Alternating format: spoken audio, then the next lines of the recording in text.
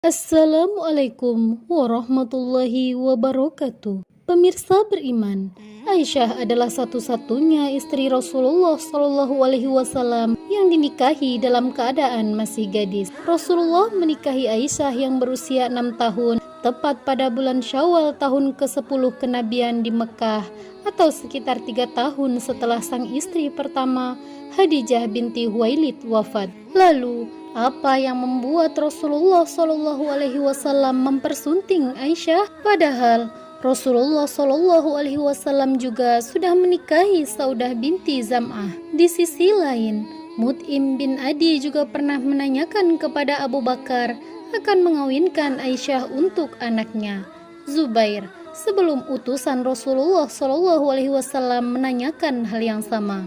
Simak terus video ini agar dapat menambah khazanah keilmuan kita. Pemirsa beriman, sebelum kita masuk ke pembahasan, hal pertama yang harus diyakini adalah bahwa segala perbuatan yang dilakukan oleh Rasulullah Shallallahu Alaihi Wasallam bukanlah berdasarkan hawa nafsu atau keinginan manusia semata, tetapi semuanya dilakukan dengan perintah Allah Subhanahu wa Ta'ala. Demikian juga pernikahan Nabi Muhammad SAW dengan Aisyah, putri dari sahabat terdekat Abu Bakar Siddiq. Dalam riwayat disebutkan bahwa Rasulullah SAW selama 3 malam berturut-turut bermimpi bahwa malaikat datang kepadanya membawa gambar Aisyah yang dibungkus dengan kain sutra dan mengatakan bahwa ini adalah istrimu. Rasulullah SAW berkata kepada Aisyah, "Aku melihat engkau Aisyah dalam mimpi sebanyak 2 kali. Aku melihat engkau berada dalam bilik yang dibuat daripada kain sutra. Ada suara berkata, inilah istrimu. Kemudian aku menyingkap tirai muka itu dan terlihat jelas wajahmu. Maka aku katakan, sesungguhnya kejadian ini adalah atas kehendak Allah Subhanahu wa Ta'ala." Hadis riwayat Bukhari. Dari hadis tersebut dapat kita lihat bahwa keinginan Nabi Muhammad SAW menikahi Aisyah bukan karena hawa nafsu tetapi karena perintah Allah yang datang kepada beliau melalui mimpi. Dalam perintah yang disampaikan Allah melalui mimpi yang terkandung hikmah dan pelajaran untuk kepentingan risalah Islamiyah yang dibawa oleh Rasulullah SAW kepada umat manusia. Dengan demikian, sangkaan sebagian orang bahwa pernikahan tersebut karena hawa nafsu adalah salah, sebab Nabi Muhammad SAW melakukan pernikahan berdasarkan wahyu dan perintah dari Allah Subhanahu wa Ta'ala. Setelah itu, Rasulullah SAW mengutus Khawlah binti Hakim, istri Utsman bin Mahzun, untuk meminang Aisyah kepada keluarga Abu Bakar Siddiq. Singkat cerita, Abu Bakar menikahkan Rasulullah dengan anaknya yang masih berusia 6 tahun dengan mas kawin 500 dirham. Walaupun telah menikah, Nabi tidak hidup bersama Aisyah sampai beliau hijrah ke Madinah. Baru kemudian pada tahun kedua hijrah, Rasulullah SAW menjemput Aisyah ke Madinah dan hidup bersamanya. Pada waktu itu, usia Aisyah 9 tahun, dan dalam budaya Arab, menikah di umur 9 tahun bukanlah suatu hal yang aneh, sebab keadaan gadis usia 9 tahun pada waktu itu sudah dapat hidup berkeluarga dengan baik. Kisah tersebut juga memberikan gambaran kepada kita bahwa perkawinan seseorang lelaki dengan anak perempuan yang berumur 6 tahun bukan hanya Rasulullah yang melakukan pada waktu itu, tetapi telah menjadi tradisi masyarakat Arab, dengan bukti bahwa sebelum Rasulullah melamar Aisyah, ternyata Aisyah telah dijodohkan dengan anaknya Mut'im bin Adi.